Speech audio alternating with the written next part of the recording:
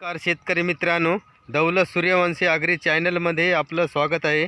शेतकरी मित्रांनो, शेवगा या पिकामध्ये सध्या जो महिना डिसेंबर आहे यामध्ये आपल्याला फुलाची जे सेटिंग आहे, फुल गळणं होऊ नये म्हणून यासाठी आपण काय उपाययोजना केल्या पाहिजे या व्हिडिओच्या माध्यमामधून आपल्याला बघायचं आहे.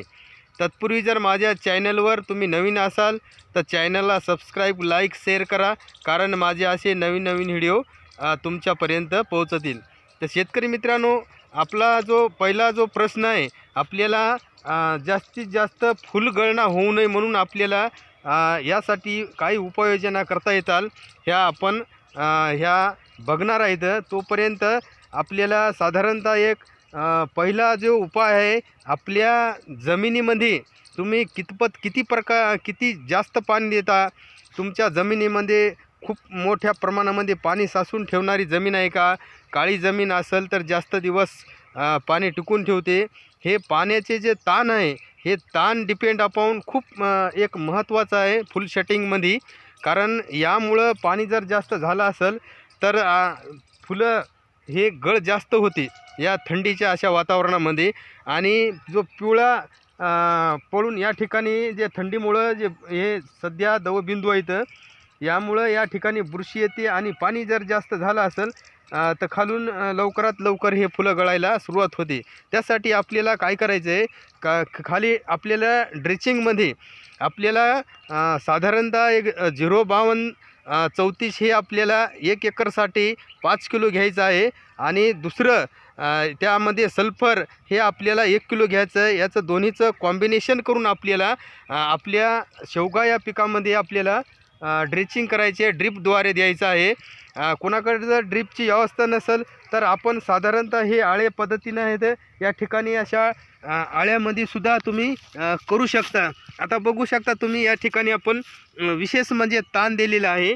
आणि ताण हे कशामुळं, ह्या जे वापसा कंडिशन आहे यामुळं काय होणार आहे की अशा थंडीच्या वातावरणामध्ये तुमची फुलगळ होणार नाही. त्यासाठी हे एक महत्त्वाचा विषय आहे की पाणी कधी द्यावं आणि किती ताणावर ठेवावं. कारण साधारण काळीची जमीन असेल तर तुम्ही 10-12 दिवसाचा ताण त्याला देऊ शकता. जर मुरमाड जमीन असेल, पाणी निचरा लवकर होत असेल मुरमाड जमिनीमध्ये, तर 6 दिवसाचा तुम्हाला याला ताण द्यायला पाहिजे. कारण या पाण्याच्या कंडिशनमुळं, तुमच्या पाण्याच्या पाळीमुळंच जास्त प्रमाणात जर पाणी झालं तर शेवग्याचे फुलं असे गळू शकतात. आता दुसरं जे याला उपाययोजना आपण फवारणीच्या माध्यमामधून बघणार आहेत. कारण या ठिकाणी आपल्याला तुम्ही एक ऑर्गॅनिक म्हणून ताक आणि इलायची आणि गूळ याची तुम्ही यावर स्प्रे घेऊ शकता. कारण या स्प्रेच्या माध्यमामधून, फवारणीच्या माध्यमामधून यावर खूप मधमाशा येणार. मधमाशामुळं काय होणार की आपल्या जे फुलाचं जे रूपांतर अशा शेंगामध्ये होईल, कारण परागीकरण जास्त होईल. कारण मधमाशा हे शेवगा या बागामध्ये येणं खूप गरजेचं असतं. त्यामुळं जास्तीत जास्त ही सेटिंग वाढती. तर मधमाशाला हे बोलवण्यासाठी आपल्याला ही एक ताक आणि इलायची आणि गूळ घ्यायचं आहे. तर आता हे गूळ आपल्याला काय घ्यायचं आहे की साधारणतः तुम्ही एक 15 ते 20 लिटरचा जर पंप असेल तुमच्याकडं तर पाण्याचा, त्याला आपण 150 ग्राम गूळ घेऊ शकता.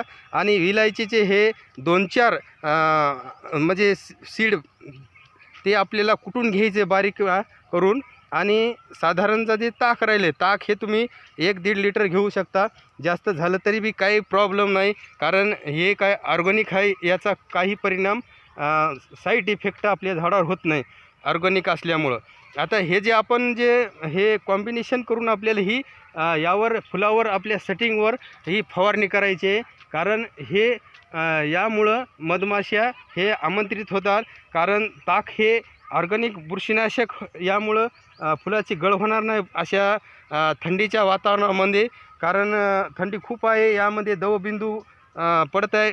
उदाहरणार्थ जे आपण ग्रामीण भागामध्ये धुईसुद्धा म्हणतो, अशा धुईच्या माध्यमामधून फुलगळणं होणार नाही. त्यासाठी आपल्याला हे ताक हे ऑर्गॅनिक बुरशीनाशक आहे. आणि इलायची जे हे आहे, हे इलायची आपलं सेंटेड आहे. या सेंटमुळं मधमाशा आपल्या फुलाकडे आकर्षित होतात आणि या झाडाहून त्या झाडावर हे परागीकरण याचं होईल, त्यासाठी हे महत्त्वाचं आहे. आणि दुसरी जे गुळ आहे, गुळामुळं गोड चविष्ट असल्यामुळं यामुळं साधारणतः माश्या यावर खूप टिकून राहतात, खूप काळ वेळ टिकून राहतात.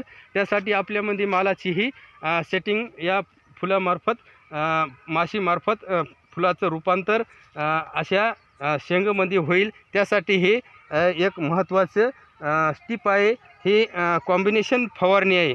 असं जर आपण आपल्या बागामध्ये जर उपाययोजना जर केल्या तर आपल्याला जे अपेक्षित उत्पन्न आहे हे घेता येईल. आणि शेतकरी मित्रांनो, दुसरा जो मी पाण्याचा जो मुद्दा मांडलेला होता, जर तुम्ही आपसा कंडिक्शनमध्ये जर झाडं नाही ठेवले तर झाडाचे जे पानं पिवळे गळून खाली पडतात आणि फ्लोरा जे येणारा जो फ्लोरा आहे हे पूर्ण खाली गळत. कारण ताण जे ठेवला आपण, जे जमिनीचा प्रकार आहे त्यानुसार आपल्या या शेवगा पिकामध्ये पाणी द्यायला पाहिजे. तर शेतकरी मित्रांनो, माझं जर व्हिडिओ तुम्हाला आवड असेल तर तुमच्याकडं कोणती व्हरायटी आहे, आपण जो हे शेवग्याचा जो बाग दिसतो तुम्हाला हा ओडिशी आहे, या बागामध्ये आलेले आहेत. तुमच्याकडं कोणती एखादी व्हरायटी असेल तर मला छोटीशा कमेंटमध्ये कळवा. तोपर्यंत भेटू दुसऱ्या नेक्स्ट व्हिडिओमध्ये. धन्यवाद.